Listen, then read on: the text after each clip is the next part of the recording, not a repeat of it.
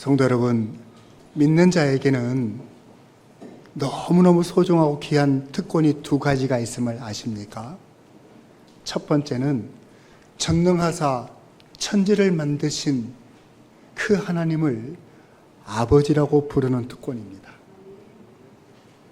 두 번째는 전능하신 그 아버지의 하늘에서 그 뜻이 이루어짐과 같이 땅에서도 이루어지도록 그분에게 기도할 수 있는 특권, 그 두 가지 특권을 누리시고 삶 속에서 경험하는 그런 은혜가 여러분에게 다 있게 되기를 진심으로 바라겠습니다.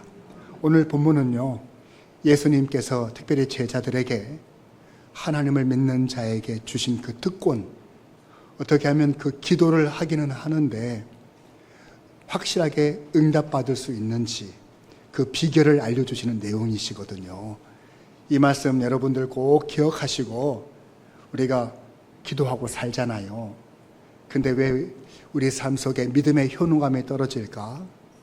기도해도 응답이 없다는 그런 낙심, 절망, 기도해도 소용이 없어, 그런 마음 때문에 그러지 않나요? 믿음의 효능감이 뿜뿜 나타날 수 있도록 확실하게 응답받는 기도의 비결을 가지고 돌아가시는 오늘 복된 시간 되실 수 있기를 축복합니다. 우리 먼저 본문 말씀 21절까지 우리 같이 한번 읽겠습니다. 시작. 그들이 아침에 지나갈 때에 무화과 나무가 뿌리째 마른 것을 보고 베드로가 생각이 나서 여짜오되 랍비여 보소서 저주하신 무화과 나무가 말랐나이다. 아멘. 예수님께서는 예루살렘 성으로 들어가시면서 이른 아침 출발하셔서 그러신지 시장하셨어요. 길가에 가다 보니까 큰 무화과 나무 한 그루를 보게 되었습니다. 무화과 나무, 이름 그대로 꽃이 없는 나무인데 사실은 꽃이 없는 게 아니고 꽃이 너무 작아서, 그리고 그 꽃이 숨겨져 있는 듯 보이지 않아서 얼른 볼 때는 꽃이 없는 것이지. 그런데 이 나무라고 하는 것이 꽃이 안 보이거나 너무 작다 보니까 화려하고 예쁜 꽃을 보기 위해 심은 나무는 아닌 거예요. 무화과 나무는 열매를 얻기 위해서 심는 과실수인 것이 분명합니다. 예수님께서는 그 나무가 잎사귀가 무성한 것을 보시고 무엇이 있는가 하여 기대심을 가지고 가까이서 가서 보니까 아무것도 없는 거예요. 그래서 예수님은 영원토록 사람이 내게서 아무 열매도 따먹지 못하리라, 그야말로 저주를 하셨습니다.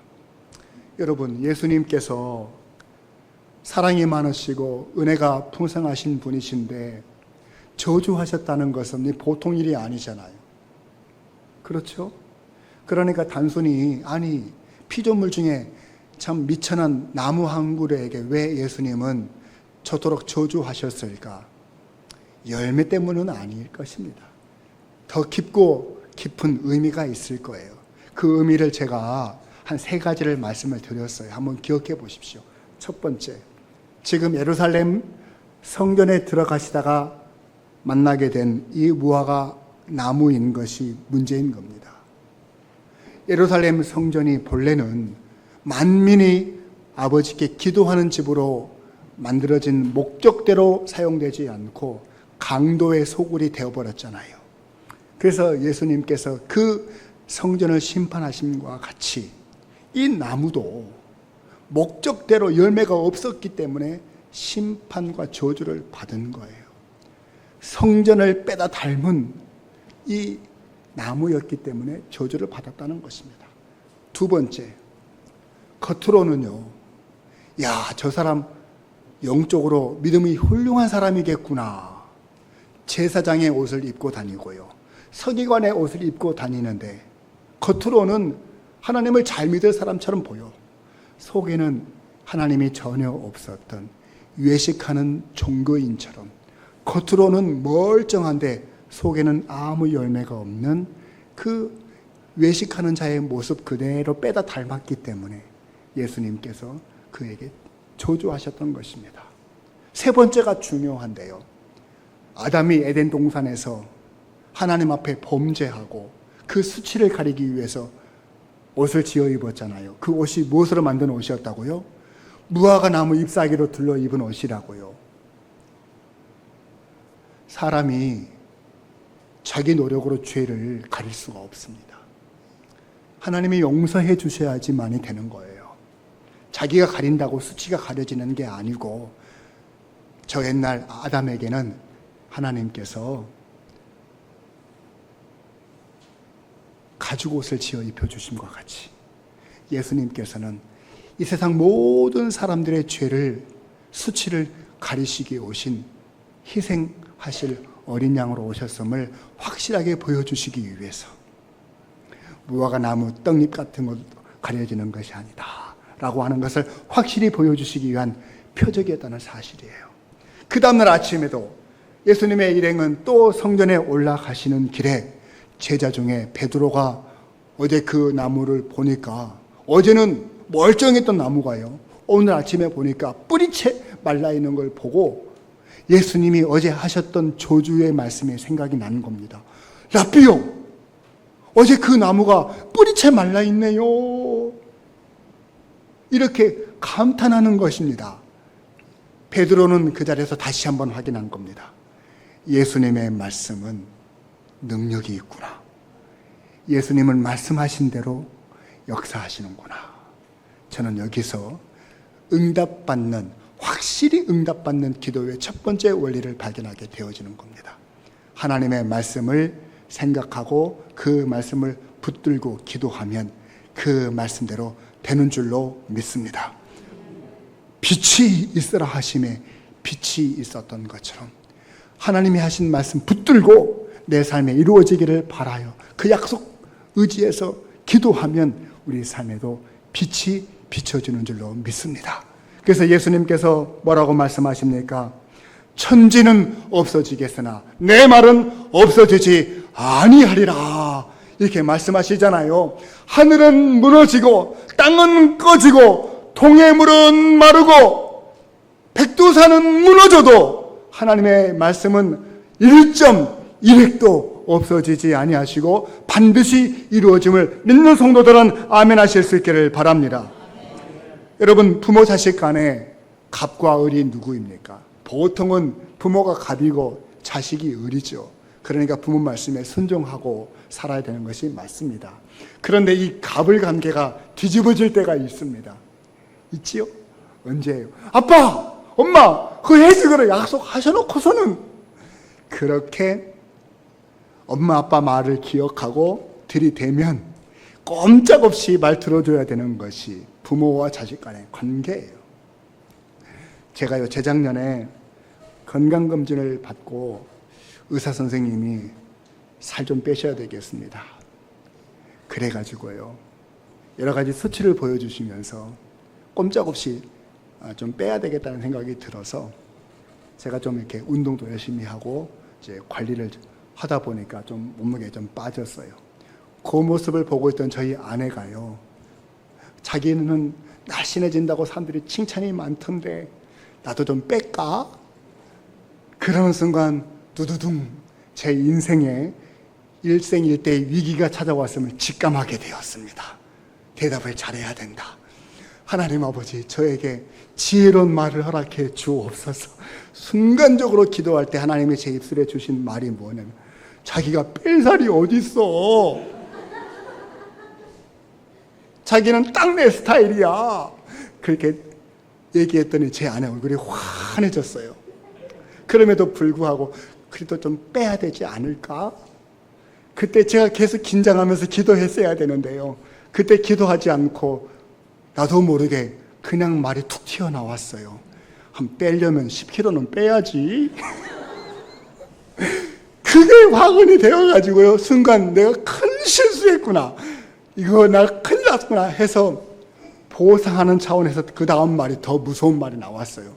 10kg 빼면 내가 200만 원 줄게. 그러면 예쁜 옷 사 입어. 아이고, 말 한마디에 정말 200만 원이 절로 나가게 생겼습니다. 그때부터 저희 아내가요, 이야, 말 한번 실수했다가요, 그날부터 제가 집에서 밥 얻어먹기가 쉽지가 않게 되었어요. 자기만 굶을 것이지 왜 죄 없는 저하고 제 아들까지 밥을 잘 안 주냔 말이에요. 이러지 마세요.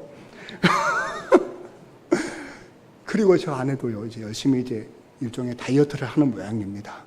그래서 제 교회에 와서, 어머, 우리 사모님 좀 날씬해지셨네요. 그런 소리를 듣고 오면은요, 어김없이 집에 가가지고 하는 행동이 있습니다. 집에 있는 체중계 자기 몸을 확인해 보는 거죠. 그러면서 저를 쫙 바라보면서 지긋한 미소를 지으면서, 자기야, 약속 기억해. 그러는 겁니다. 그러면 제가 식은땀이 나지요.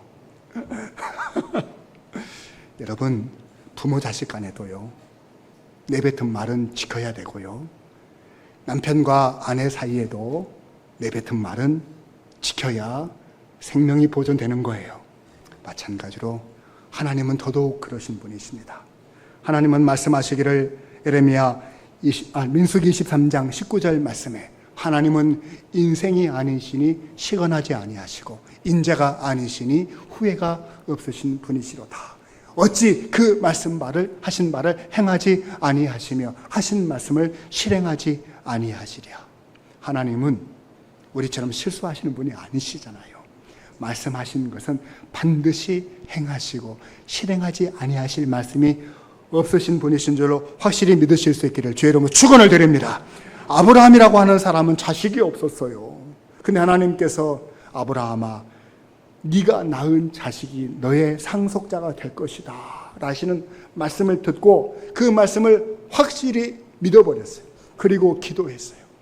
하나님께서 그 믿음을 보시고 그에게 의롭다 하심을 허락하신 겁니다. 그래서 믿음의 조상이 된 것인데요, 그의 나이 100살, 그리고 그의 아내의 나이 90살, 인간으로는 도무지 생산할 수 없는 그때에 그 말씀을 믿고 기도했더니 하나님께서 떡두꺼비 같은 아들, 귀한 아들 이삭을 허락해 주셨다잖아요. 여러분, 우리의 생각을 초월하고 우리의 한계를 초월하는 그런 일이라 할지라도 말씀에 약속이 되어 있다면 믿고 구하십시다. 그러면 확실히 응답받게 되는 줄로 믿습니다. 느헤미라고 하는 사람은 저 바벨론의 포로로 끌려가서 거기서 왕을 섬기는 궁궐의 신하가 되었습니다. 고향에서 동생 하나니가 고향 소식을 들려오는데 하나님의 성 예루살렘이 완전히 폭삭 주저앉고 망했다는 얘기를 듣고 얼마나 마음이 불편했는지 몰라요. 내가 고국에 있었더라면 내가 뭐라도 해볼 텐데 내가 여기서 메인 몸이로구나. 그때 그가 선택한 것은 하나님의 약속의 말씀을 붙들고 기도하는 것밖에 없었습니다. 느헤미야서 1장 9절 말씀에 보니까 하나님께서 당신의 이름을 두시려고 만드시고 세우신 그 성전이 완전히 무너졌다고 하는데 그 말씀을 기억하사 내 기도에 응답해 주십시오. 그렇게 말씀을 붙들고 간절히 기도했어요. 여러분, 포로로 끌려온 사람이 지금 그래도 다른 사람들은 다 밖에서 고생하고 그나마 이 궁궐에서 호요식하면서 왕을 섬기는 신하가 되었으면 그 나라와 그 왕을 위해서 충성하고 열심히 봉사해야 되잖아요. 그런데 자기 고국을 생각하고 자기 고국에 가서 자기 고국의 일을 하겠다고 하면 좋아할 왕이 있겠어요? 이 목숨줄 끊어지는 일인 겁니다. 그때 하나님은 약속의 말씀 붙들고 기도했더니요, 왕의 마음도 활짝 열어주시고요, 게다가 필요한 모든 것까지 다 준비해서 왕이 느헤미야에게 가서 네가 한번 해봐라 허락을 받았다는 사실이에요.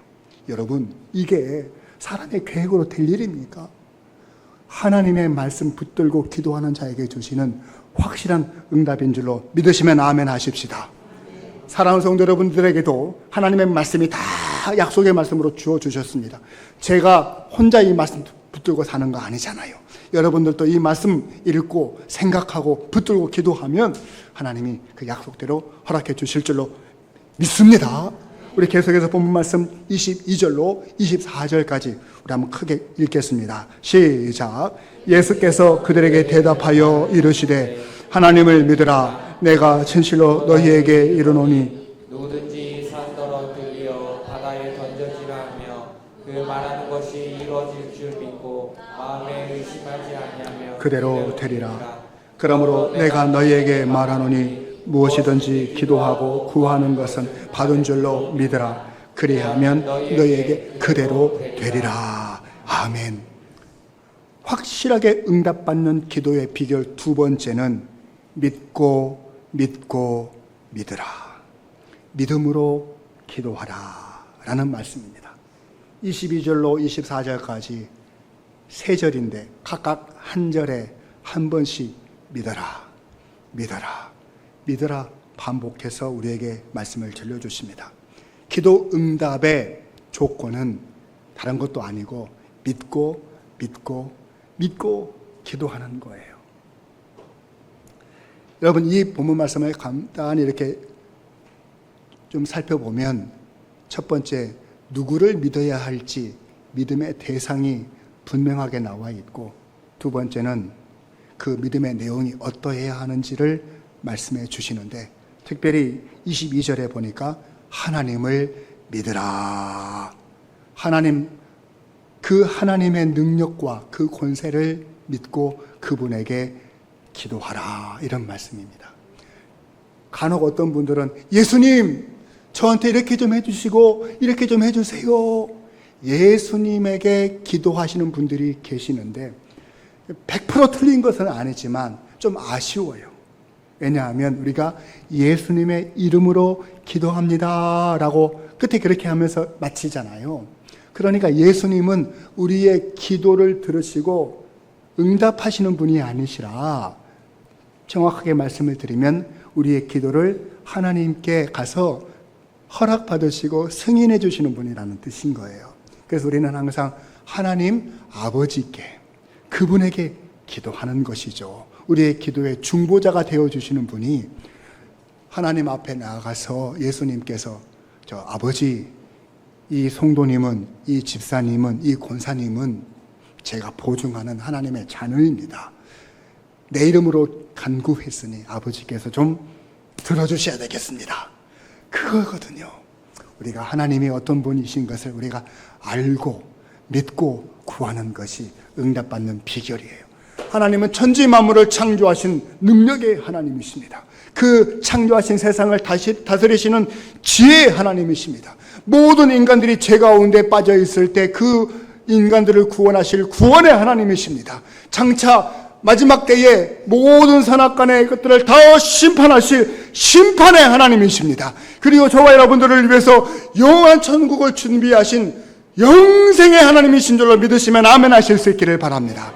이 하나님을 믿고 진심으로 구하는 분들, 하나님을 아는 것이, 믿는 것이 기도 응답의 조건이 되는 거예요. 그래서 예레미야서 29장 11절 말씀에 이러시기를, 여호와의 말씀이니라 너희를 향한 나의 생각을 내가 아나니 평안이요 재앙이 아니니라, 너희에게 미래와 희망을 주는 것이니라.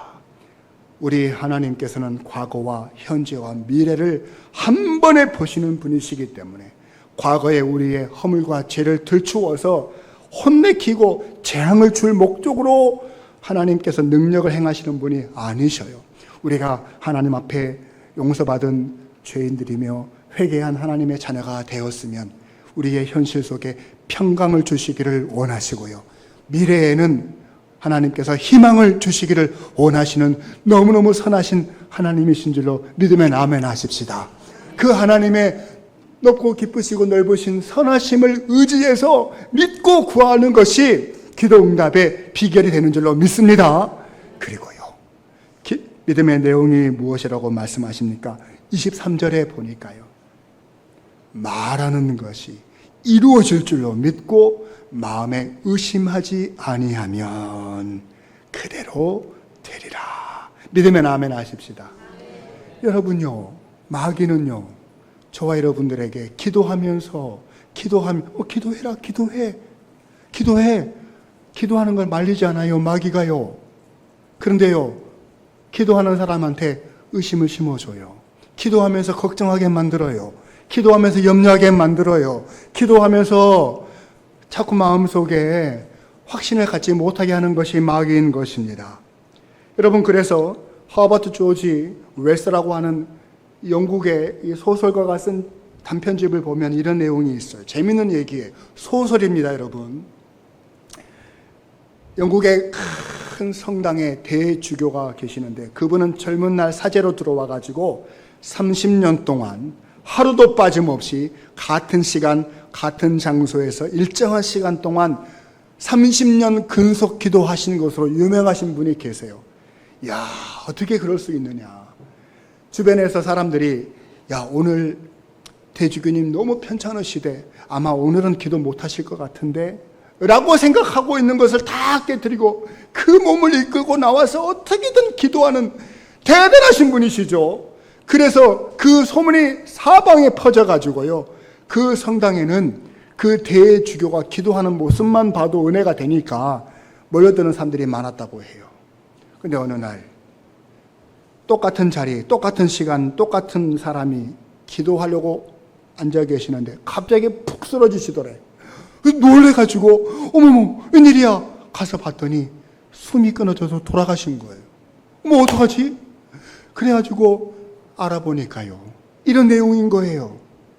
이 대주교가 그날도 똑같이 살아계신 하나님 아버지 기도했더니 하늘에서 오야 어쩐 일이냐 네가?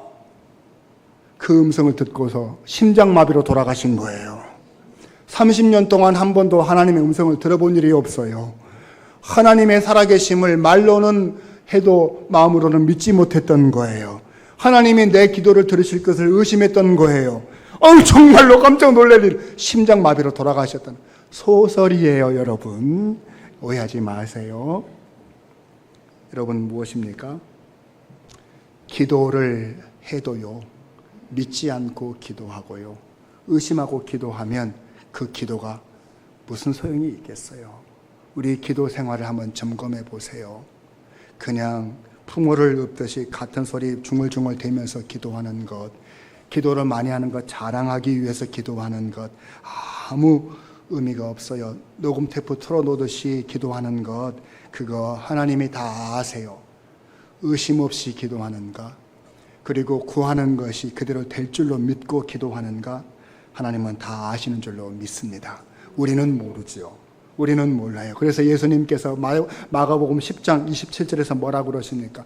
사람으로는 할 수 없으되 하나님으로서는 그렇지 아니하나니 하나님으로서는 다 하실 수 있느니라. 사람이 할 수 없는 일을 하나님께 내어 맡기고 의심 없이 구할 때 하나님은 다 응답해 주심을 믿습니다. 오늘 본문에서는요, 큰 산이라도 믿고 구하면 그 산을 바다에 갖다 던지시는 분이시라고 하셨어요. 우리 인생에 커다란 태산 같은 시험에 찾아왔습니까? 믿고 의심 없이 구하십시다. 바다에 던지시는 하나님, 우리의 문제보다 더 크신 하나님, 우주보다 더 크신 하나님, 의심 없이 기도하는 자들에게 반드시 확실히 응답 주시려 믿습니다. 우리 마지막으로 본문 말씀 25절 말씀 같이 읽겠습니다. 시작. 서서 기도할 때에 아무에게나 혐의가 있거든 용서하라. 그리하여야 하늘에 계신 너희 아버지께서도 너희 허물을 사하여 주시리라 하시니라. 서서 기도할 때에 라고 시작하고 있습니다. 기도하는 자세를 우리가 알 수가 있는데, 우리가 기도하는 장면, 자세 떠올리면 어떤 모습이 가장 아름다운 기도의 태도입니까? 무릎을 꿇고 두 손을 차시 모으고 눈을 감고 기도하는 모습, 우리 그런 모습을 가장 아름다운 기도의 모습으로 떠올리는데, 당시에는요, 서서 두 손을 하늘을 향해서 높이 들고 고개를 들고 하나님 앞에 기도하는 것이 그 당시에는 기도의 정석적인 태도였다는 것입니다. 그것이 누가복음 18장에 보면 나오는데, 성전에 올라가서 기도할 두 사람이 등장합니다. 한 사람은 바리새인이고 또 한 사람은 세리입니다. 근데 바리새인의 기도는 하나님이 안 들으시고 세리의 기도는 하나님이 들어주셨단 말입니다. 두 사람이 똑같이 성전에 올라가 서서 두 손 들고 기도하는데 그랬다는 겁니다. 그 얘기가 무슨 얘기입니까? 사람이 몸으로 어떻게 행동하면서 기도하느냐, 몸의 자세, 몸의 태도는 중요하지가 않아요. 마음의 자세, 마음의 태도를 보시는 분이신 줄로 믿으실 수 있기를 바랍니다. 마음의 자세가 어떠해야 하는 것입니까? 아무에게나 혐의가 있거든 용서하라. 여러분, 여기 혐의가 있다는 말이 무슨 뜻입니까? 그러니까 이미 죄로 판명나기 전에 어떤 잘못을 했을 때 죄가 있는 것을 의심하는 것을 혐의가 있다, 그런 말을 쓰죠. 근데 원어에 가깝게 해석을 하자면 상대방의 어떤 다른 사람 때문에 내 마음속에 불쾌감과 언짢음과 상처가 있는 상태를 의미하는 말이에요. 그러니까 살다 보면 사람들과 관계 속에서 상처받고 다른 사람에 대해서 혐의를 가질 때가, 저 사람 나한테 저렇게 해. 왜 저 사람 나한테 저렇게 하지? 그런 마음을 가질 때가 있다는 말입니다. 그 혐의를 품고 있다면 용서하거라. 그래야 내가 네 기도를 들어줄게. 이런 뜻이에요. 제가 좀 설명을 해드릴게요. A라는 사람이 있고 B라는 사람이 있습니다. A와 B가 지내다가 조금 관계가 소홀해졌어요. 그래서 A라는 사람이 나를 찾아와가지고 B에 대해서 이렇게 얘기해. 저 B라는 놈 사기꾼이야. 나쁜 사람이야. 나한테 등쳐먹은 놈이야. 나한테 함부로 말했어. 나한테 상처 줬어. 저 사람 나를 존중하지 않고 나를 무시했어. 자꾸 이런 얘기를 합니다. 그러니까 그 얘기는 뭐예요?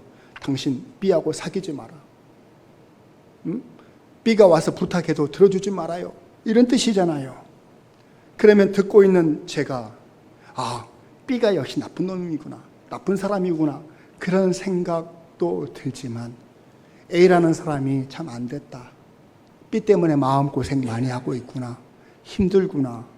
그리고 저 마음부터 좀 풀려야 될 텐데 우리 다 연약한 사람들인데 그렇게 쓴뿌리가 있고 마음에 고통이 있으면 얼마나 힘들까. 그 사람 마음부터 헤아리게 되어지잖아요. 그렇죠? 또 반면 똑같은 상황이에요. 그런데 이 A라는 사람이 B라는 사람에 대해서 분명히 B가 잘못했는데도 불구하고 나한테 와서 사람이 살다 보면 그럴 수도 있고 저럴 수도 있겠죠. 불쌍히 여겨줍시다.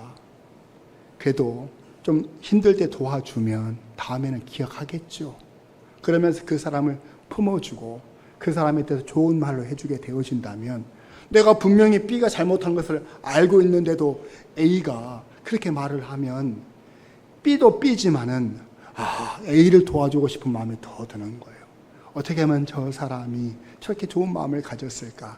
내가 저 사람이 부탁하는 일이라면 반드시 들어줘야지. 그런 마음이 들잖아요. 바로 이 말씀을 우리 주님이 하시는 거예요. 사람이 살면서 가장 큰 행복이 무엇일까?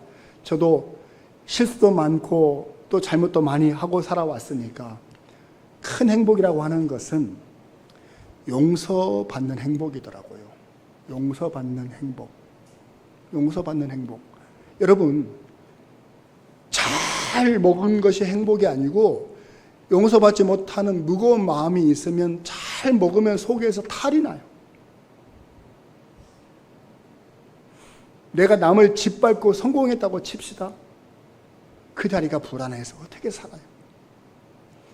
저와 여러분들이 용서받는 행복보다 없어요. 우리 하나님께서는 오늘 이 말씀을 통해서 가장 먼저 기도하고 빨리 응답받아야 될 기도의 내용은 용서하고 용서받자는 얘기 하시는 겁니다. 여러분, 로마서 4장의 말씀에 보시면 이런 내용이 나와요. 불법이 사함을 받고 죄가 가려짐을 받는 사람은 복이 있고 주께서 그 죄를 인정하지 아니할 사람은 복이 있도다. 이게 시편 32편 말씀을 인용해서 사도 바울이 로마서에 기록한 말씀인데 이 시편 32편은 누가 지은 시냐면 다윗이 지은 시예요. 다윗이 얼마나 믿음이 좋은 사람이에요. 근데 사람인지라 실수하고 죄를 지었잖아요. 하나님도 모르고 사람들도 모를 거라고 생각했어요. 근데 하나님은 다 아시는 분이시잖아요. 그래서 다윗이 뻔뻔하게 계속 그렇게 남모름해 하면서 사는 것을 원치 않으셔서 선지자 나단을 보내셔서 깨닫게 하십니다. 너 죄인이다. 네 하나님 앞에 지은 죄 하나님 다 알고 계셔. 그렇게 깨닫게 하시니까 다윗이 통곡하면서 그 눈물로 침상을 적시면서 하나님께 회개합니다. 하나님, 제가 하나님을 속이려 해서 죄송합니다. 저를 용서해 주십시오. 간절히 기도할 때 하나님께서 그 죄를 용서해 주시니 그 용서받은 것에 너무 고맙고 너무 감사해서 시를 지은 것을 지금 로마서에서 인용하시는 거예요. 여러분, 무슨 얘기입니까? 저와 여러분들이 하나님 앞에서 용서받은 죄인들이에요. 또 우리도 실수 많이 하고 살아요. 그래서 여러분, 잘 먹게 해주시고 성공하게 해주시고 모든 것이 순적하게 해주시고 내 자식 잘 되게 하시고 우리 남편 성공하게 해주시고 그런 기도 많이 드리는 것도 중요하지만 더 중요한 것은 뭐냐면 하나님과 나 사이의 관계가 항상 건강하기를, 주님과 나 사이에 막힌 담이 없기를, 죄 용서함을 위한 기도를 하기 위해서는 너부터 용서하고 하나님 앞에 나와라. 이렇게 말씀하시는 거예요. 그래서 제가 여러분들에게 자주 말씀드리는 것이 에베소서 4장 31절로 32절 말씀입니다. 너희 모든 악독과 노함과 분냄과 떠드는 것과 비방하는 것을 모든 악의와 함께 버리고. 저와 여러분들이 살면서 악의를 품을 때가 있거든요. 다른 사람에 대해서 악한 마음을 가질 때가 있어요. 그래서 악독을 내뱉을 때가 있습니다. 내 마음속에 악한 마음을 가지고 그 사람을 저주하는 거예요. 좀 못된 놈, 나쁜 놈, 거짓말쟁이, 막 그러면서 내 마음속에 악의를 품고 악독을 내품을 때가 있어요. 거기서 그쳐야 되는데 그 사람과 어떻게 또 만나게 되고 관계를 맺다 보면은 싸움박질이 나게 되는 겁니다. 그래서 노함과 분내는 일들을 하게 돼요. 그럴 때 있죠. 가만히 놔두면 될 텐데 괜히 나를 건드려. 그래가지고 싸우게 돼. 거기서 그쳐야 되는데요. 이 속을 어떻게 주체하지 못해서 떠드는 것과 비방하는 것, 제3자한테 저 사람 저래, 이 사람 저래 하면서 말을 옮기는 겁니다. 왜? 내 마음 좀 알아달라고. 그렇게 보상받고 싶어가지고. 그러지 말고 그걸 다 버리라는 겁니다. 그 버리기 위해서는 어떻게 해야 되느냐? 서로 친절하게 하며 기다리지 말고 네가 먼저 친절을 베풀어라.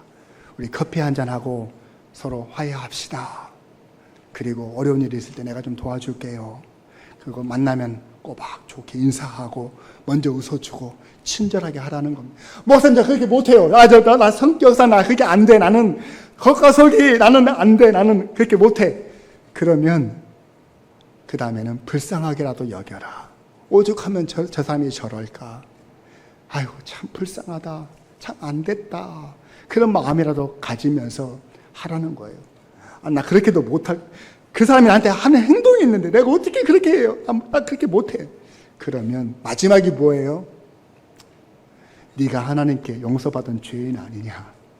그러니까 너도 그 사람을 용서하는 것이 맞아. 주님 말씀하시는 거예요.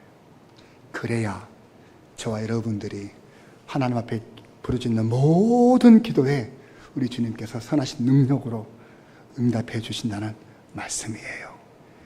이제 말씀의 결론을 맺겠습니다. 사랑하는 성도 여러분, 저 여러분들이 살아가면서 믿음의 효능감을 가질 수 있는 것은 기도 응답을 확신할 때입니다. 그럼 어떻게 기도해야 되느냐? 오늘 세 가지를 말씀해 주셨어요. 첫 번째, 말씀을 생각하고 그 말씀 붙들고 기도하자는 것입니다. 두 번째, 의심하지 말고 믿고 구하자는 것입니다. 세 번째, 하나님과 관계가 먼저 잘 열려 있어야 기도 응답이 있으니까 먼저 다른 사람들에게 용서하고 하나님께 용서를 구하는 저와 여러분들이 다 되어질 때 하나님 아버지의 능력이 이 땅에서도 이루어지는 놀라운 기도 응답의 축복을 받아 누리게 될 줄로 믿으면 아멘 하십시다. 우리 기도하겠습니다. 우리 함께 기도할